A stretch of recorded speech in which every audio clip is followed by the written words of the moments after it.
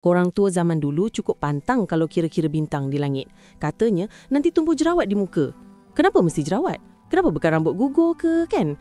Kenapa bila kira bintang, muka pula yang kena tempias? Orang dulu sebenarnya sangat puitis cara berfikir. Mereka nampak benda visual yang serupa. Bintang tu kan titik-titik bercahaya di langit, menyerupai sifat jerawat, titik-titik kecil di wajah. Dalam budaya dulu, kecantikan wajah sangat penting untuk jodoh. Muka berjerawat, orang kata kurang manis. Sebab tu pantang larang ni ditujukan untuk anak-anak muda, supaya tak hilang seri muka, kononnya jodoh pun boleh lari. Kalau ikut logik praktikal, malam-malam kalau anak-anak nak kira bintang, akan baring atas rumput. Jadi ada risiko kena gigit serangga, kena embun sejuk dan boleh batuk, demam. Nak elakkan itu semua, mereka kaitkan dengan benda yang anak muda paling takut, iaitu jerawat. Yelah, zaman dulu mana ada pencuci muka, toner, skincare macam sekarang. Jadi, kalau nak larang budak-budak lepak luar rumah lama-lama, cukup cakap, jangan kira bintang, nanti jerawat naik penuh.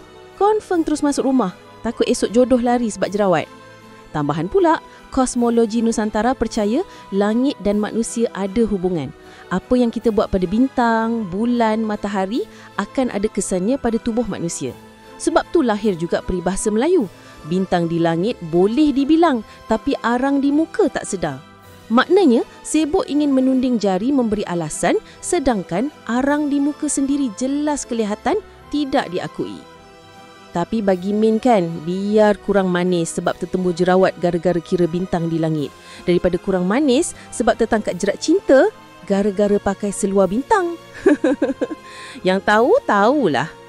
So, korang sendiri masa kecil-kecil dulu pernah tak baring kira bintang kat langit?